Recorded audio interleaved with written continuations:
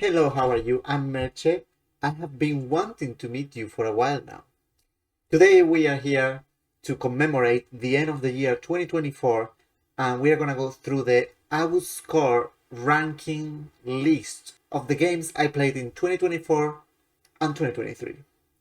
Now you might be wondering why 2024 and 2023, and because I'm just a random person, why not? I didn't publish any list of the games I played in 2023, and I wanted to, include those games as well. And since, this list is not a list of games released in 2024, it's a list of games I played. So that's why this list is very special, because this game never competed against each other in any other list. So now you're gonna know how they rank in my heart. And that's what the Agus score is, basically the score that I, Aguskun, gives to the games I play from my heart. So now, with that out of the way, I played 42 games these 2 years, and I will start with the game number 42, which scored the lowest, and we're gonna go all the way up to the number one, my favorite game of 2024 and 2023. So first we have Assassin's Creed Brotherhood with an Agus score of 55. That's the lowest in these 2 years. That's not the lowest ever Agus score, but that's a story for a different day. And the reason it scores the lowest is because I played right after Assassin's Creed 2. I was a little bit burned out from the Assassin's Creed. I didn't have time to enjoy that as much. And I thought they actually recycle a lot of content from Assassin's Creed 2. And yeah, I think it wasn't innovative enough, and I didn't enjoy the story that much. Next is Final Fantasy XIV Stormblood, and yes, we're gonna have a lot of DLC and expansions in this list. I'm not that type of person who enjoys MMOs a lot, or at least I didn't enjoy it this much, being a super fan of Final Fantasy franchise. But I have to say that this expansion was actually an improvement. Some characters were very memorable. Some of them were a little bit forgettable. And yeah, the story has ups and downs, but sometimes it drags. It's just the MMO of it all that doesn't allow me to fully enjoy. Next, we have Alan Wake, the first Alan Wake. It has a 69, the magic number, because I enjoyed it, but it was really, really repetitive towards the end of the game. Yeah, they could have improved. I think that the gameplay could have been much more diverse. Yeah, but I overall enjoyed the story actually. I think some of the mechanics were quite original. With an out score of 70, we have a triple tie. 3 games will be here: Assassin's Creed Director's Cut, Little Nightmares, and Final Fantasy XVI Echoes of the Fallen DLC. Assassin's Creed Director's Cut is the first game of Assassin's Creed. I think it's a solid game. 70 is already a very good score. Like most of the games I play, they are good games, so that's why they rank so high. I really liked it. I'm a person who enjoys a lot of open world games, and this was the first Assassin's Creed that actually cemented what the franchise became. It has aged a little bit, of course, but still good. Little Nightmares, a very cute game, a very nice atmosphere. I enjoyed the art direction. I enjoyed the puzzles. Like the puzzles weren't too difficult, so yeah, I would want a little bit more of a challenge when it comes to puzzles game. And Final Fantasy 16 Echoes of the Fallen. Final Fantasy 16 Echoes of the Fallen. Didn't add much in terms of content, and the bosses weren't that difficult. Like I think I didn't actually die any single time, and I was playing in hard mode or Final Fantasy mode.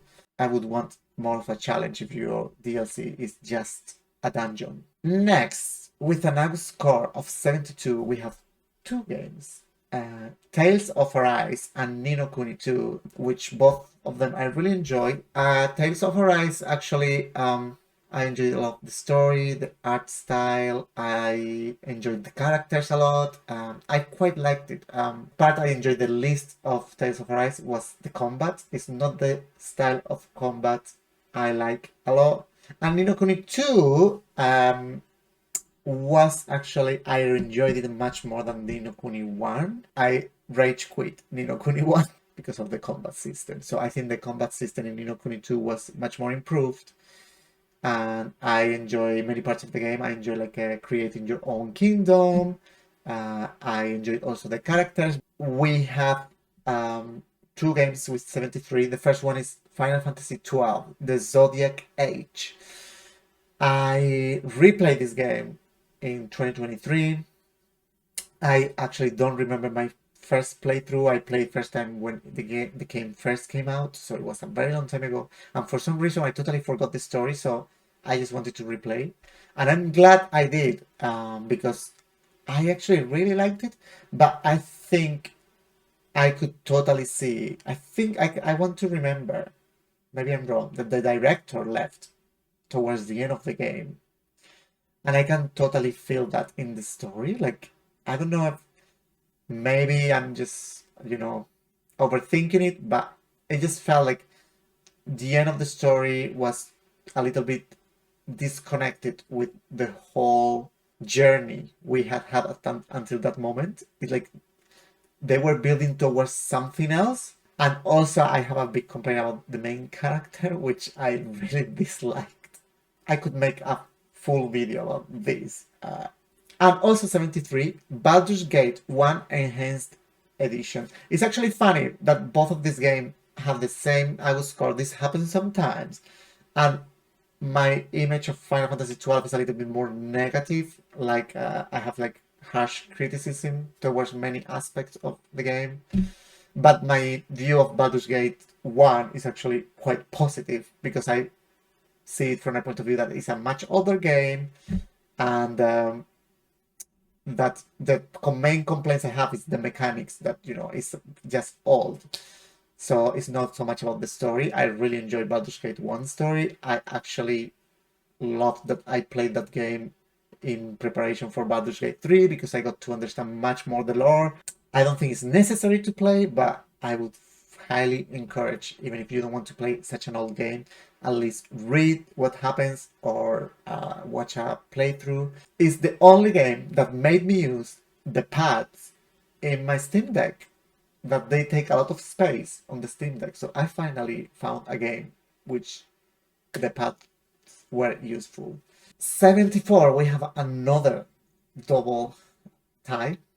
First, we're gonna go with Bayonetta. I play Bayonetta on my Switch, the first game, and I was shocked about the poses Bayonetta will strike in this game. She's virtually naked in some of the shots, and I'm down for it. I think she is that bitch, and she rocks.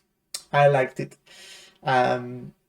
Not my style of game. I'm not so much of an action game person. I do enjoy certain games that are action game, but yeah, Bayonetta also felt a little bit repetitive, and the story was just a mix because it was so ridiculous that it was good and funny, but sometimes just it was, yeah, I had a little bit of mixed feelings about the story. But and with 74 as well, we have Final Fantasy 16, The Rising Tide, the second DLC for Final Fantasy 16. I enjoyed it more than the first one, but still, it kind of annoys me when you feel that this should have been part of the main game, and for some maybe reason of making more money, they decided to release it after. Because yeah, if you already finished the game, if you already beat fought against Ultima, the story it just loses a little bit of like the meaning that Leviathan was part of the icons you needed. Then why you didn't get it before going to Ultima, but then you got it when you play the deals. It just, I don't think it connects well with the main game, and that's very unfortunate. Yeah, even if one day they release a complete edition, I don't think it's gonna merge well with the main game because you could finish the game. I'm assuming you could finish the game without getting Leviathan, but it's a fundamental. If you have played the game, you will understand that this is a fundamental part of what the story is. So yeah, for me, it doesn't make much sense that you would get it after. But, I mean, you get it before, but like that is optional. It's not it doesn't. So yeah, that's my main complaint about Final Fantasy 16. As you can see, there is also another pattern here. I'm very passionate about the Final Fantasy games. You're gonna see more games in this more Final Fantasy games in this list. Next, we have another game I play on my Switch, Fire Emblem Three Houses. I don't play many strategy games, but I'm glad I played this one. I played 2 years ago a Triangle Strategy. I loved it. I actually replayed it, I think, 3 times because I wanted to do the best ending. I didn't enjoy Fire Emblem as much as Triangle Strategy, but I did enjoy the game. I was interested. I never played any Fire Emblem game, so this was my first one. This was my introduction to the franchise, and I think it was quite good. Next is with a 77 Inside. And the reason that Inside is higher than Little Nightmares is I enjoyed more the atmosphere. I enjoyed a little bit more the puzzles. And the reason it doesn't score higher is I didn't understand what was going on really. And then the ending is quite sad. Next, with 78, we have Assassin's Creed 2 Ezio Collection. Well, actually, the Ezio Collection includes also Revelations and Brotherhood, but yeah, I played on the Switch, and I really enjoyed Assassin's Creed 2. I understand why people say it's the best. I don't think it's the best. I enjoyed more Assassin's Creed Odyssey, but yeah, I played that a long time ago. But still, you will see another Assassin's Creed game in this list. You might be surprised. I think Ezio is a very charismatic and a great main character, so that makes the game be very liked by everyone, I think. I'm just not so much into the story wise, like I don't know why. I don't have anything against Italy, but I was just I was not so into it as I could be. Then we have Near Replicant with a 79. Near Replicant, I think the only reason it doesn't score higher is because every time I was playing Near Replicant, I just wanted to go and play Near Automata. So that my problem is that I play Near Automata before playing Near Replicant. Basically, probably this game would score higher if I played it first. Probably the music just made this game a 79 without any other. Just give me the music, no gameplay, no story. Then we have 79 as well, Assassin's Creed 3. And some people might be, you are crazy, ranking higher Assassin's Creed 3 than Assassin's Creed 2. Okay, it's only 1 point higher. Okay, so basically, maybe if I rank them, if I play them again and I rank them again, maybe they swap positions. Maybe one is like 10 point, well, maybe not 10 points, but 5 points higher. These points are just like, it's random. Okay, like these points, I'm just making fun out of myself by ranking the games, giving these specific points. And if I had a bad day or I have a stomach ache, maybe they rank lower.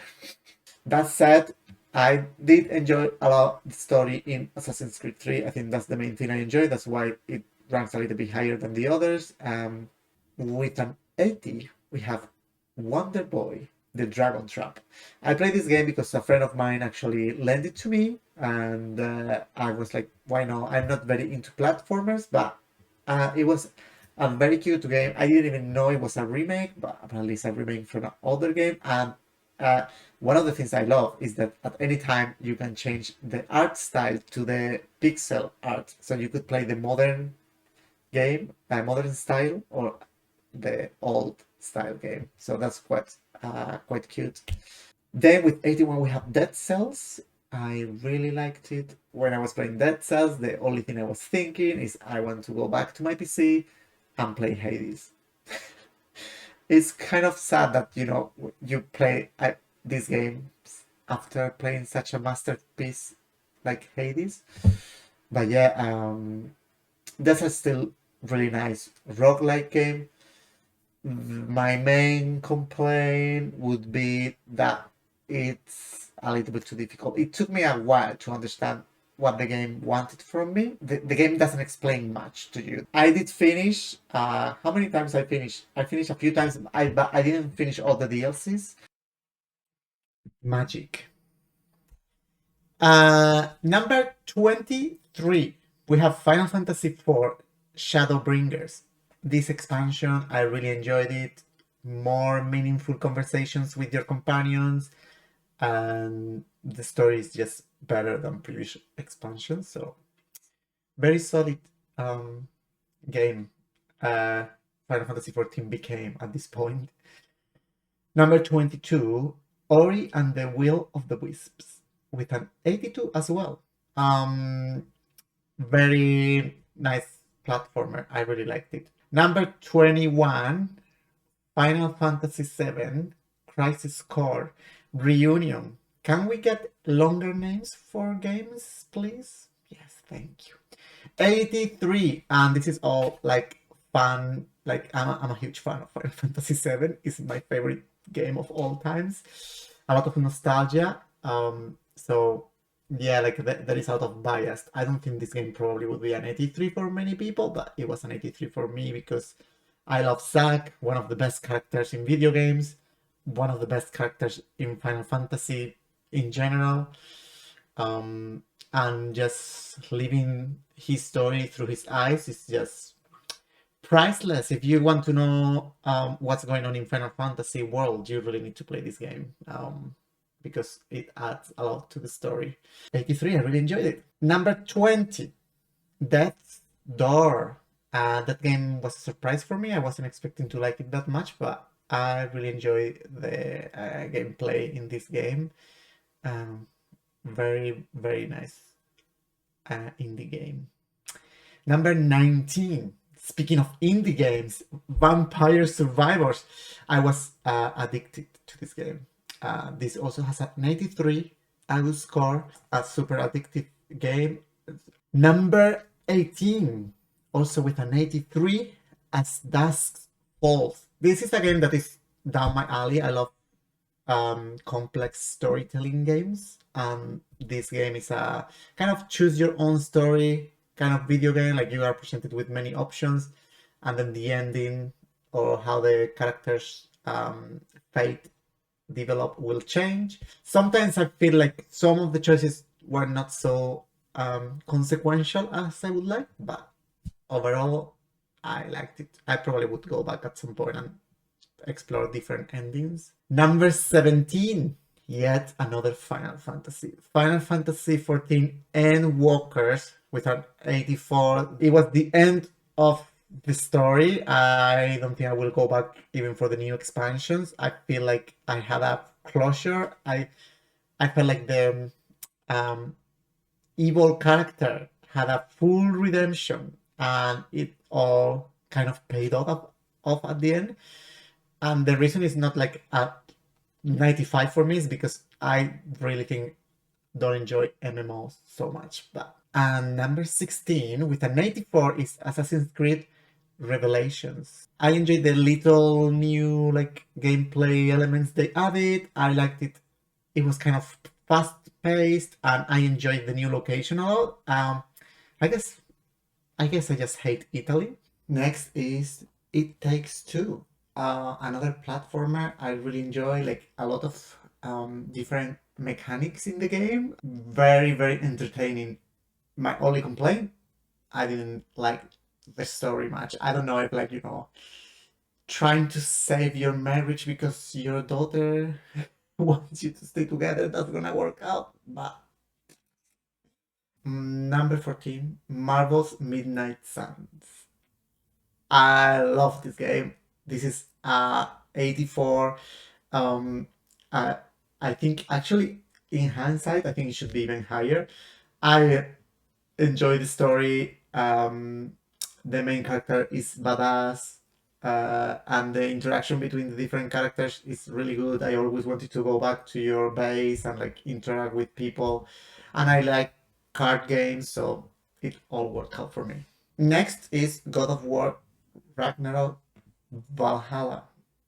The battle system in God of War is just great, and that's what we got with the DLC. So no complaints, liked it, loved it. 85. Number 12, Spider-Man Miles Morales. Just the only problem is that it was too short. Number 11, Vagrant Story. Now, I could make a full video of this game because I can't believe Square Enix is not remastering or remaking this masterpiece. The story is a 10 out of 10. It's incredible. It feels like the story just takes a more adult theme, and I really like it. The problem is like is the combat is so outdated. I really struggled to finish that game. I did, but it was tough. So if they remake this with modern mechanics, now we enter in the top 10. And in number 10 we have Portal with an 88. I mean, I cannot say anything that it hasn't been said yet um, about this game. It's just the puzzles are amazing. It's very fun. It's a video game. Number 9 with an 89, Final Fantasy 16. Yeah, 89. I also enjoy the more adult story. The only thing that I doesn't put it in the 90s is the combat. I think people really like the actiony combat, and I did enjoy it, but it was too simple. It was too easy. Like even now, I just finished the DLCs, and if after 1 year without playing, I didn't have any problem. Like I think I only died in the last boss. Maybe I'm too good. Maybe it's that. Number 8, Persona 4 Golden with a 90. I enjoyed so much Persona 4. I can't wait to play Persona 5. I know it's one of the best RPGs of all times. Again, it's a 19 and not higher because maybe if it was more of an adult theme, maybe if the characters were more mature, I could relate more. And also, it's a little bit homophobic. Number 7 with a 90, Astro's Playroom. I've played Astro Playroom when I bought the PS5, but then I never finished. And I just finished 1 month ago. I just wanted to play it before playing Astrobot. I understand why Astrobot won Game of the Year because just the Astro's Playroom is just so good. I really enjoyed it. I really liked it. Very joyful. Number 6, Metroid Dread with a 91. Now, this is my first Metroid ever. Yes, I'm sorry. It was really, really nice platformer. Such a well-crafted level design. Number 5, Chain Echoes. This is where the RPG love comes. Yeah, Chain Echoes is kind of a love letter to all RPGs from when I was a child, and I felt it. I like the story, I like the combat system. It's really polished for an indie game, very engaging. Number 4, with an art score of 93, Spider-Man 2. Well, what is better than one Spider-Man is two Spider-Man, obviously. Extremely fun to play, very captivating.